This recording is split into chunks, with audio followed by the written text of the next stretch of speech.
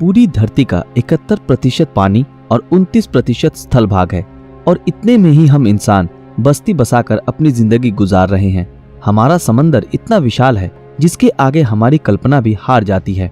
इन विशालाकाय समंदर के नीचे हजारों रहस्यमय जगहें और चीजें हैं जिनके बारे में जानना किसी के लिए भी नामुमकिन है। इन्हीं सब रहस्यों में से एक कहानी है टाइटैनिक की। इस जहाज के डूबने के 73 सालों तक किसी को ये पता नहीं चल पाया कि ये जहाज कहाँ डूबा था और किस अवस्था में मौजूद है। 15 अप्रैल 1912 को ये अनोखा जहाज डूबा था। इसके लगभग 73 सालों बाद यानी 1985 में उसे ढूंढा गया, लेकिन इसे ढूंढने के 35 सालों बाद भी इस जहाज को समंदर की गहराइयों से अभी तक निकाला नहीं जा सका है। आज की हमारी इस वीडियो में हम टाइटैनिक जहाज कैसे और क्यों डूबा था इसके बारे में बात नहीं करेंगे, बल्कि ये जहाज आज भी समंदर की गहराइयों से निकाला क्यों नहीं गया इस विषय पर बात करेंगे। तो चलिए शुरू करते हैं। टाइटैनिक जहाज कैसे और क्यों डूबा था इसके बारे में हम सबको थोड़ा बहुत पता तो जरूर है, और इस जानकारी के पीछे सबसे बड़ा हाथ है टाइटैनिक नाम की इस आइकॉनिक मूवी का, जो सन 1997 को रिलीज हुई थी। सन 1912 को टाइटैनिक डूबने के बाद करीब 73 सालों तक वैज्ञानिकों ने इसे ढूंढने की जी तोड़ कोशिश की और कई सारे मिशन भी इसकी तलाश में किए गए, लेकिन किसी को भी कोई सफलता हासिल नहीं हुई। आखिरकार सन 1985 में एक आर्कियोलॉजिस्ट और एक अमेरिकन नेवी ऑफिसर रॉबर्ट और बिल टाइटैनिक को ढूंढने के मिशन पर निकल पड़े और उन्हें टाइटैनिक अभी कहाँ है और किस हालत में है इसके बारे में पता चला। उनके टाइटैनिक को ढूंढने के बाद इसके कई राजों से पर्दा उठा जिसने पूरी दुनिया को हैरान कर दिया। टाइटैनिक समंदर के 12,000 फीट गहराइयों में डूबा था। ऑफिशियल रिपोर्ट के मुताबिक ये जहाज डूबने से पहले सही सलामत थी, लेकिन जैसे जैसे टाइटैनिक समंदर की गहराइयों में समाती गई वैसे वैसे ये जहाज 2 हिस्सों में टूट गया। लेकिन ऐसा क्यों हुआ? टाइटैनिक द न्यू एविडेंस की रिपोर्ट में ये बताया गया कि टाइटैनिक आइसबर्ग से टकराने के बाद नहीं डूबी थी। टाइटैनिक में आग लगने की वजह से ये डूबा था। खोजियों को जब इस जहाज का मलबा मिला तब उन्होंने ये पाया कि इसमें मौजूद बहुत सी चीजें वैसी की वैसी ही हैं। इस जहाज को बाहर निकालने की बहुत कोशिशें की गई, लेकिन शायद सब लोग ये जान गए थे कि इससे वापस बाहर निकाल पाना नामुमकिन है। आज की एडवांस टेक्नोलॉजी की मदद से भी टाइटैनिक को निकाला नहीं जा सका है और ये समंदर की गहराई में आज भी मौजूद है। आमतौर पर किसी भी जहाज को समंदर के नीचे से जैसे निकाला जाता है, टाइटैनिक को उस तरीके से निकाल पाना मुमकिन नहीं है, क्योंकि ये 2 हिस्सों में टूटकर डूबा था।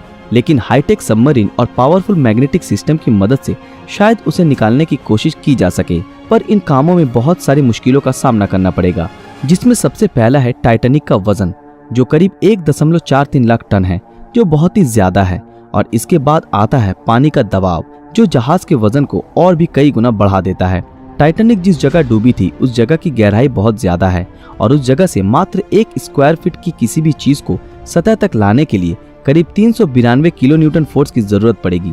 लेकिन वैज्ञानिक आज तक इतनी पावरफुल मैग्नेट या सबमरीन बना नहीं पाए हैं जो इतनी आसानी से इतने गहराई से टाइटैनिक को बाहर निकाल सके। शुरुआत में वैज्ञानिकों के पास टाइटैनिक को बाहर निकालने का कोई प्लान नहीं था, इसलिए उन्होंने कई मजेदार तरीके ट्राई किए टाइटैनिक को बाहर निकालने के लिए, जिसमें सबसे पहला पिंग पोंग बॉल की मदद से टाइटैनिक को रिकवर करने का प्लान सोचा।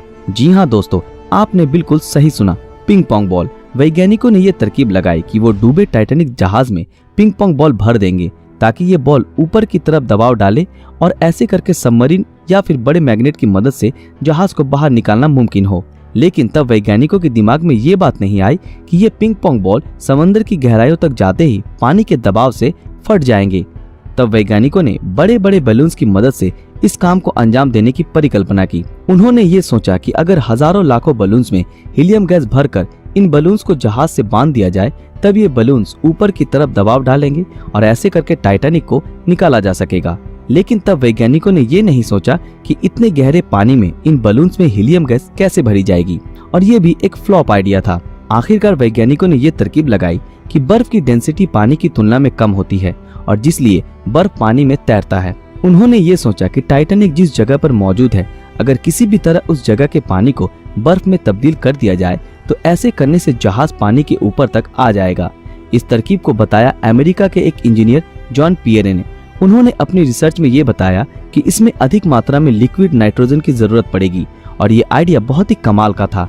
लेकिन ब्रिटिश गैस कंपनी BOC के मुताबिक इस प्रोजेक्ट को अंजाम देने में करीब आधे मिलियन टन लिक्विड नाइट्रोजन की आवश्यकता होगी और तभी सबके मन में ये सवाल आया कि इतने विशाल मात्रा में लिक्विड नाइट्रोजन को इतनी गहराई तक कैसे ले जाया जाएगा। और अंत में ये प्रोजेक्ट भी कामयाब नहीं हो सका। इसके बाद एक शिप बिल्डिंग कंपनी ने टाइटैनिक को निकालने का एक आइडिया दिया। उनके मुताबिक सबसे पहले टाइटैनिक पे जमे शैवाल को और गंदगी को साफ करना पड़ेगा और इसके लिए एक पावरफुल वैक्यूम क्लीनर जैसी मशीन की जरूरत होगी। इसके बाद एक मजबूत लोहे की मोटी तार से टाइटैनिक को इस बोट से जोड़ देना पड़ेगा और बाकी का काम ये मशीन ही कर देगा। और एक ऐसी सबमरीन का जुगाड़ करना पड़ेगा जिसका टैंक गैस से फुल हो। सिर्फ इतना ही नहीं, इस प्रोजेक्ट के लिए भारी मात्रा में बिजली की आवश्यकता होगी। रिसर्चरों के मुताबिक इस प्रोजेक्ट को अंजाम देने के लिए 20 मिलियन किलोवाट बिजली की जरूरत होगी और इस बिजली के उत्पादन के लिए एक पावर प्लांट की भी जरूरत है। लेकिन समस्या ये थी कि समंदर की इस गहराई में पावर प्लांट कैसे बनाया जाए। वैज्ञानिकों ने फ्लोटिंग पावर प्लांट बनाने के बारे में भी सोचा, पर इतनी गहराई में इलेक्ट्रिक वायर टिक नहीं पाएगी। पानी के अधिक दबाव से ये वायर फट जाएगी। कैसे भी करके अगर इस प्रोजेक्ट को अंजाम दे भी दिया गया तो फिर भी ये प्रोजेक्ट काफी महंगी साबित होगी। इसलिए इस प्रोजेक्ट को तुरंत बंद कर दिया गया।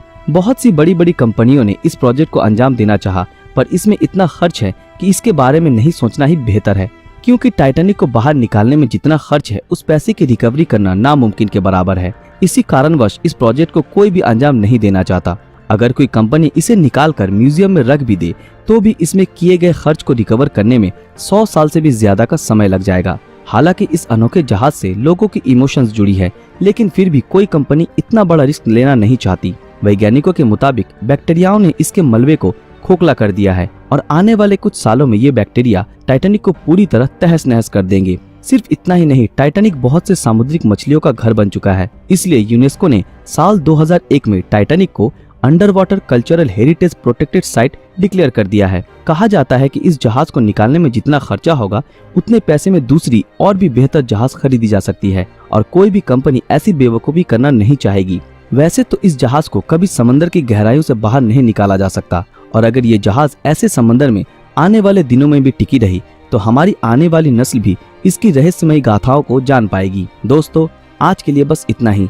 उम्मीद करते हैं आज की हमारी ये वीडियो आप लोगों को पसंद आई हो। तो फिर मिलते हैं आपके साथ अगले वीडियो में। अगर ये वीडियो आप लोगों को अच्छा लगा तो इस वीडियो को लाइक, कमेंट और ज्यादा से ज्यादा शेयर जरूर करें। वीडियो देखते रहने के लिए शुक्रिया।